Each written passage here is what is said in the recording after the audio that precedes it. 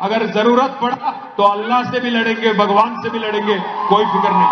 आज हमारे जितने भाई बहन यहां पे हैं, आप तमाम भाइयों से मैं एक ही गुजारिश कर रहा हूं। बहुत साजिशें चल रही है, बहुत साजिशें चल रही है, हमें डराने की, धमकाने की, हमें धमकी देके आज पूरी तरह से हम आज हमारे आवाज दबाने की कोशिश चल रही है।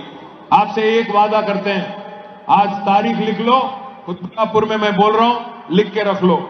मैं आज एक बात कह रहा हूं, डरेंगे तो किसी के बाप से नहीं, डरेंगे तो किसी के बाप से नहीं, चाहे वो राहुल गांधी हो, मोदी हो, लड़ जाएंगे, भिड़ जाएंगे, डरेंगे नहीं। मालूम है हमें, वो चाहते हैं कि हम दबाव में आए, उनसे डर जाए, पर डरेंगे नहीं।